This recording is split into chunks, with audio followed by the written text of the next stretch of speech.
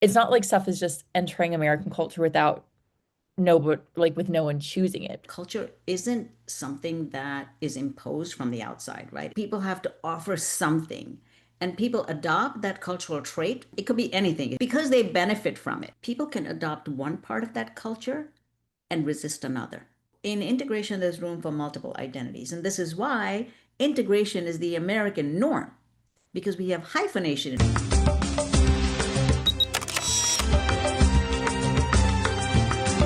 You're listening to Wise Women with Daisy Khan, where faith rolls up its sleeves as a force for good and where women define the future with wisdom and wonder. I'm Daisy Khan, author, speaker, and a Muslim woman who spent her life wrestling with the messy, miraculous collision of faith and real life. And kindly subscribe wherever you get your podcast.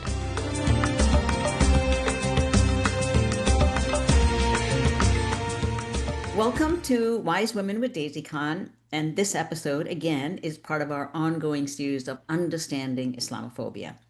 We've had some deep conversations in other episodes, but today's going to be a little different. We will target the myth that Muslim culture is a threat to the American way of life.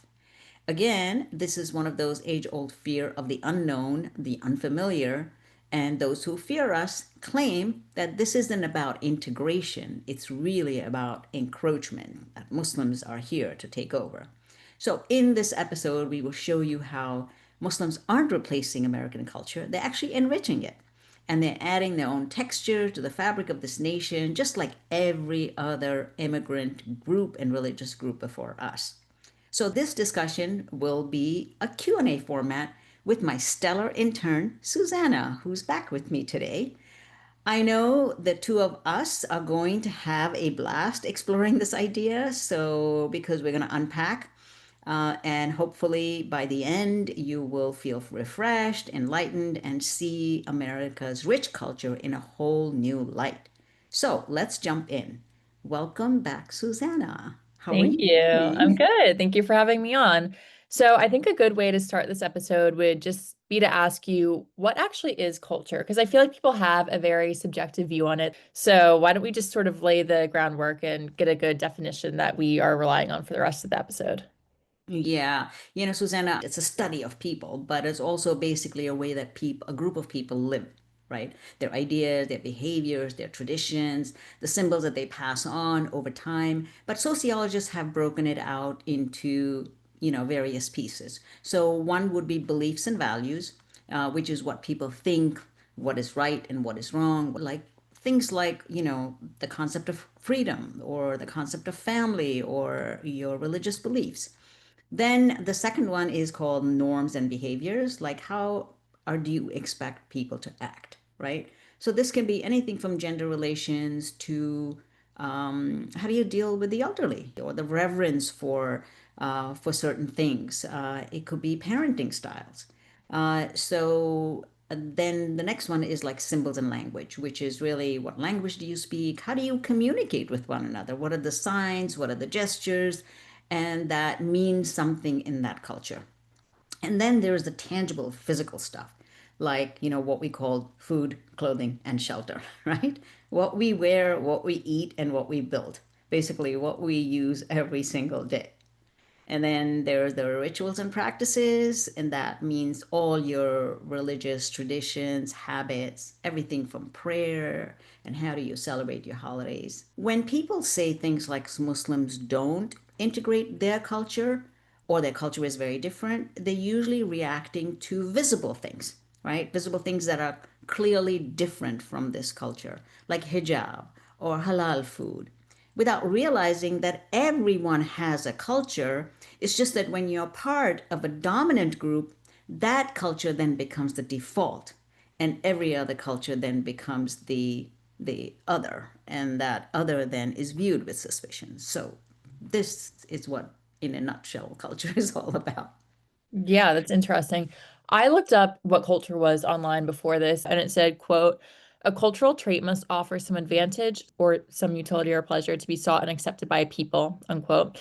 So this really stuck out to me. It's not like stuff is just entering American culture without no, but like with no one choosing it. Do you think that this definition sort of means that there isn't such a thing as forced cultural integration, or as some people would say, encroachment?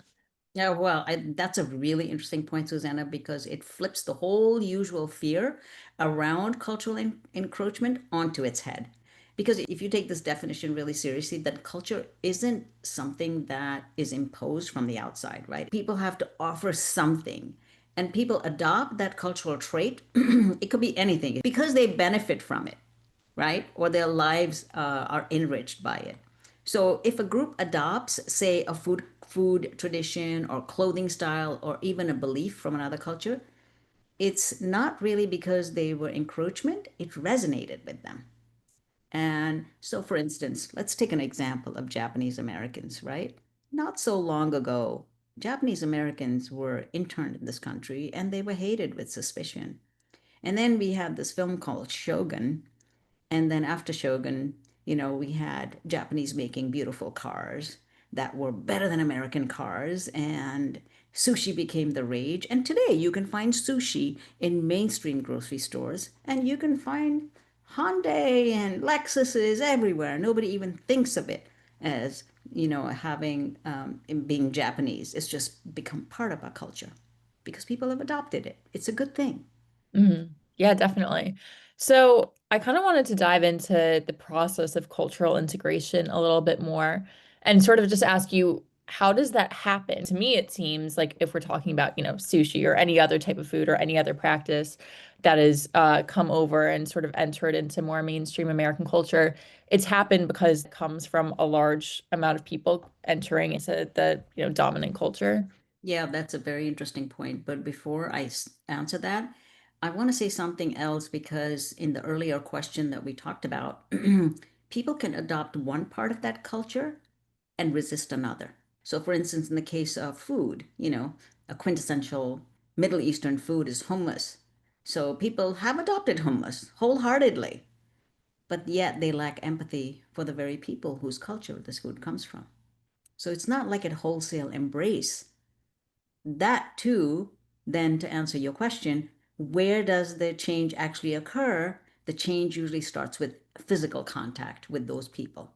So when people from different cultures live side by side, like in neighborhoods, in schools, in workplaces, that's when the real cultural exchange begins. And it's not only Americans exchanging, but it's also the newcomers adopting to the American culture. Oftentimes, Thanksgiving is a very classic example of, immigrant kids who go for, learn about Thanksgiving in school, and they're making pictures of the turkey and everybody's asking, what did you eat? And then all of a sudden they come from a vegetarian culture. I remember when I came to America, we didn't know what to do with turkey. We didn't even know how to cook it. So we put tandoori mix on it and mixed it up, and it was completely dry and horrible. And we didn't understand why people enjoyed this food until we Americanized. We then learned how to make it. So so when cultures engage, when people of that culture engage with one another, that's when things begin to happen. And so it's when they share their food, their music, and the values, that's when the blending occurs. But for it to succeed, the new culture needs visibility, right? Like in the case of sushi, how did sushi become popular? There were so many sushi restaurants and people started going to them. People can go to a festival, like now we have the Muslim Heritage Month in America, and oftentimes our local neighbors go to that. And they learn a lot about Muslim culture because they see, wow, this is very vibrant. This is fun. I can be part of this. So, but people adopt cultural elements when they find them useful, enjoyable, and meaningful. And that's why we have things like sushi. We have yoga. People don't even know that, its sources are, it comes from the Hindu practice. We have henna painting because kids are, making henna painting. And so these things then begin to resonate across cultures, and they're seen as embellishing the culture.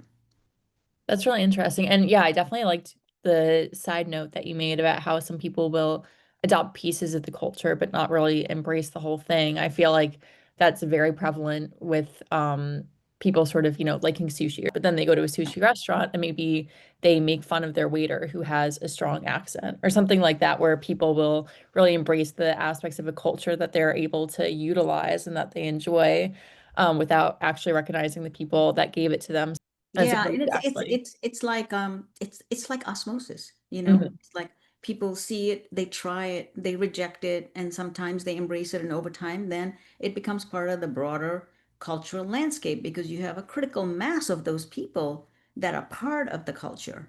I remember people didn't used to like dates. They thought it was too sweet.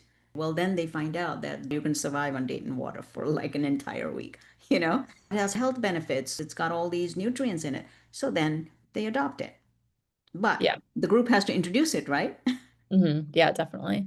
And I think that part of the reason that people will embrace the food or something, but then not actually embrace the people who brought it, is that they expect people, once they're in America, to completely assimilate and to give up the rest of their cultural practices that people don't see as useful and that they don't want as part of American culture. Yeah. So, could you sort of explain what is the difference between integration and assimilation, if there is any? Yeah, like you said, assimilation is when the group is expected to fully adopt the dominant culture. Like, lose your original identity, just act like an American, behave like an American, give up your names. It's basically saying, to belong here, you have to become just like us, right? And this could include giving up your language. Like, there's a lot of push against multiculturalism and multilingualism in this country right now, right? People are saying, well, English first. Yeah, everybody should know how to speak English. But that doesn't mean that people do not, lose their mother tongue. Like, why should they lose their mother tongue? So, giving up your language, your tradition, your way of dressing, even your values. So, it's kind of like, one sided and often comes with a lot of pressure, shame, and even legal force. Like, shame. The name Muhammad, some people are so scared of using the name Muhammad, they've opted to go with Mo because they feel like they have to survive in this bigger, broader culture, right? Who was it that said, the next mayor of New York City, that he's like Little Muhammad? Like, what is that? It's Oh, like a yeah. slur, right? Why are you slurring a prophet of Islam who's beloved by 2 billion people? That's crazy. So that pressure and that shame is used for you to conform. Integration, on the other hand, is very beautiful. It's mutual adjustment. It means that someone from a minority culture becomes part of the wider society, which is what's happening with Muslims. And they participate in everything. They go to school, they work, they're in politics, they're in community life, but they're not erasing who they are. They are keeping their language, they're keeping their faith, they're keeping their food, they're keeping their cultural identity, while also contributing to the broader American culture. So in integration, there's room for multiple identities. And this is why integration is the American norm, because we have hyphenation in America, right? So you have Japanese American, you have Italian American, you have Irish American, and that allows that the multiplicity of identities. So you can be Somali and British and Muslim and American, and it's not like you are melting into one thing, it's more like adding flavor to the larger dish. So to keep it very simple, assimilation demands a conformity. It was what was called the melting pot. You remember, where everyone was blending into one? That was the old way. And integration allows for diversity, which is now called the salad bowl. So, salad bowl, where different ingredients are tossed together into the salad bowl, but it's still salad. Well, that's a great segue because I was just thinking that we could talk about some different food elements of Muslim culture. Um, Yeah, so you the mentioned fun before, part. Yeah. yeah, exactly. When a lot of people think about Muslim food, one thing that they think about is Muslim food requirements. But I Yeah. don't think that necessarily all people actually know what that looks like. So can you explain that a little bit? And then after we talk about that, I just wanted to talk about some specific examples of Muslim cuisine gaining American elements and sort of Muslim food being part of that cultural integration and sort of exchange. Yeah. So Muslims do have a dietary laws.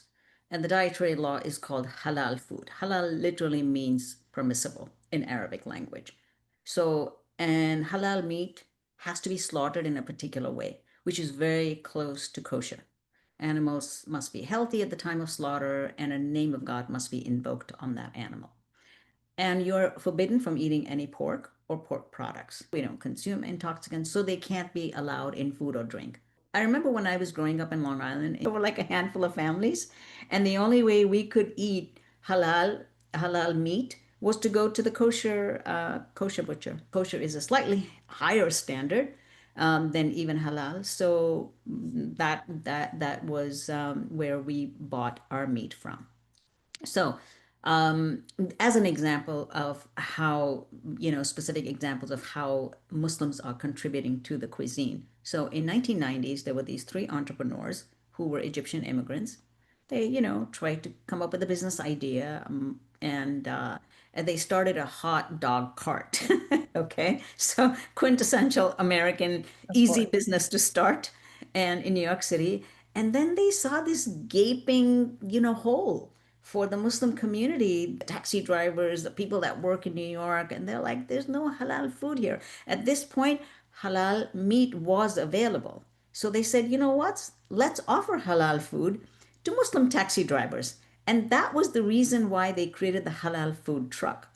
Initially, it was for Muslims, right? They expected that the taxi drivers would line up and they would have enough business for the day and they would go off. But then New Yorkers discovered it, and it was sublime shawarma. And so, who New Yorkers are always into this culinary adventure, and they immediately adapted it. And lines were snaking around the corner. And what started as a halal cart is now a mainstream brand called the Halal Guys, with 100 stores around the US. And to me, this is the American dream and American enterprise in its fullness. Yeah, that's amazing. So there's definitely that, but you also mentioned before there's some other stuff like hummus. There's some other like specific foods and stuff like that that have definitely, I would say, entered into the American mainstream. But yeah, that's also definitely a very popular restaurant chain. I feel like I see those everywhere, Yeah. and it's interesting that people might just go there like not even really knowing the history or knowing the roots of it. It's become Mm. so just ingrained in American culture. Yeah. When you come from certain cultures, you have to set up your own restaurant because there aren't any. We eat a lot of yogurt. So when we would go to the supermarket, the yogurt was so substandard. Like it was like, this is yogurt? This is terrible. This is not even like real yogurt. So Hamdi Yulukaya is from Turkey, and Turks are big yogurt eaters. I think they might have even invented it. He wanted to introduce high quality yogurt into the American, mainstream. So he called it Chobani. It comes from a place where he's from, and it was inspired by his own heritage. But he introduced Greek style yogurt. It had health benefits because it has a lot of protein in it, and it would be good for people. And he built a company based on fairness and opportunity. And that's what's unique about him, is because as an immigrant, he felt the pain of being an immigrant and not having, enough assets to his name. So he gave his employees shares in the company to recognize their hard work and to make them part of the success. Today, Chobani is everywhere, right? Yeah, Chobani is absolutely. regular yogurt, flavored yogurts, and you can find them in every supermarket, and they are a big brand. And what a success story. Yeah, absolutely. I happen to love Chobani yogurt, so very glad that he did that. So my next question probably sounds a little bit ridiculous, but I'll just read it to you first. When people eat this food, when they go to Halal Guys, when they eat Chobani yogurt, does that mean that Americans who eat it are somehow becoming Islamized? Some people are arguing when they talk about forced cultural integration or encroachment. It seems like they're making the argument that you can't, take any of these cultural contributions without becoming part of that culture yourself or without giving up part of your own culture. Yeah, exactly, exactly. You're sort of like, okay, you're now having sushi, so that means you have to recognize Japanese as not being your enemy, right? So let me tell you a story of Butterball. You know Butterball? It's about as American as it's uniquely American, actually. Yeah. And so Butterball wanted to sell Butterball all over the Muslim world because, we have a lot of embassies, we have consulates everywhere, and they celebrate Thanksgiving and they invite People from, if you're in a Muslim majority nation, they invite their colleagues, Muslim colleagues. So they wanted to have halal turkey. So Butterball default made all their turkeys halal so that they could sell it all over the world. It was a business decision. And then opponents of Muslims saw the halal label on Butterball and they just screamed everywhere, oh my God, they're taking over the iconic of American food and invoking the name of Allah on it. And, and they put pressure on Butterball to basically stop doing that. I think Butterball is still halal. They just don't put a label on it. Yeah, that's kind of ridiculous. So that yeah, exactly. So, moving on from food, we talked about that there's a lot of cultural traits that might sort of be exchanged. And we talked a little bit about how clothing and fashion is part of that too. I wanted to sort of talk about Muslim women in particular and how there, or people might assume that there is a requirement of modesty that prohibits Muslim women from fully taking part in American culture. But I would say that surely Muslim women, especially, Muslim young women, women that I go to school with, also want to look fashionable and want to look like their peers in some way. So, can you sort of just explain that, what the modesty requirements are, and sort of how Muslim women juggle that? Are they able to integrate into American fashion trends? Yeah, I think modesty is something that is actually mentioned in almost all of our Abrahamic religions. So, men and women have to dress modestly so that they don't become, objects of desire, that they are seen as dignified human beings. And that's where the push for Muslim modesty in America comes from, because and Muslim women are opting to remain modest in their dress, but they're finding creative ways to express their personal style while also honoring their faith. So I'll give you an example of Melanie L. Turk. She's the CEO and founder of Haute Hijab, a leading modest fashion brand in the US. And she's an advocate for combining fashion with modesty and faith. So through modest fashion, whether you have long, stylish dresses, loose fitting clothing, and fashionable hijabs, women are actually participating in American fashion trends. So you have Kenzie Knight based out of Brooklyn, and she is creating modest, glamorous, hijab friendly gowns. Dresses and skirts, but she's selling them not just in the United States, she's selling them overseas because people want something fashionable. They want an evening gown. And then you have a lot of social media influencers, designers, and everyday women who are like your classmates are showing that modesty and fashion aren't opposites. So Hassana Al Yakubi, a woman I personally know, was ranked as a top 10 modest fashion influencer. And she would provide women, Muslim women with tips on how to incorporate hijab into modern style. So her clothing is fashionable and modest at the same time. I can imagine that there's probably a market of non-Muslim Americans too who might see this and actually be inspired themselves, like, oh, I wanted to dress like that, but I can't find that necessarily.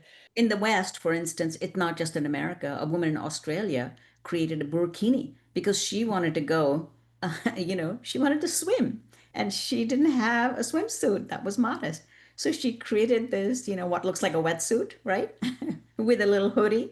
She was like flocked by all these other women who had body issues or Jewish women who wanted to cover up, and all of a sudden that became a rage. So yeah, other people are buying these products who want to dress modestly as well. So it's not just Muslims, yeah.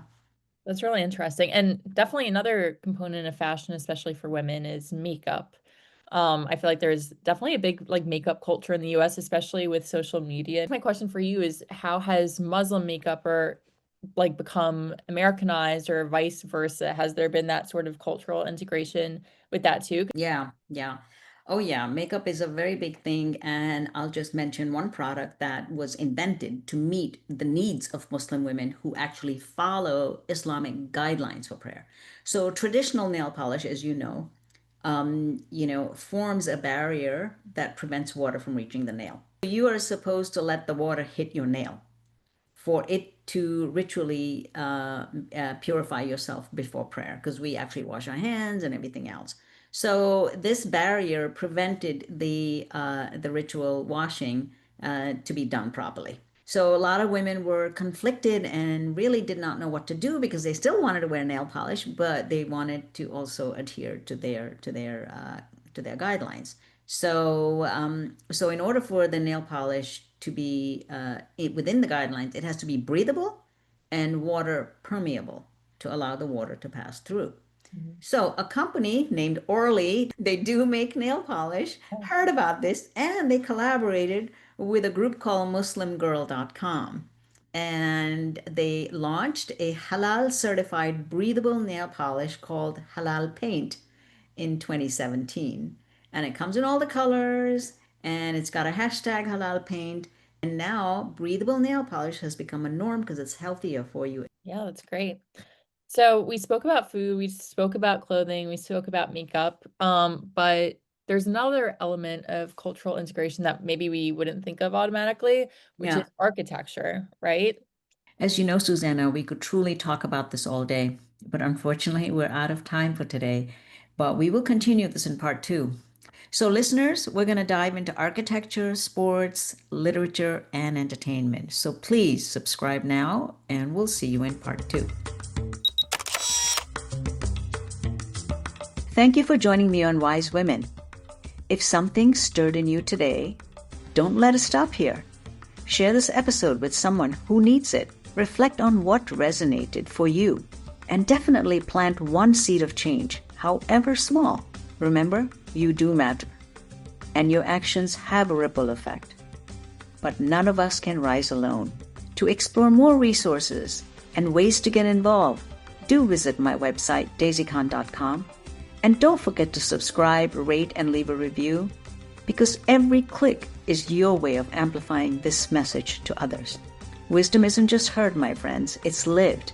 So let's live it. Until next time, stay wise and stay rooted.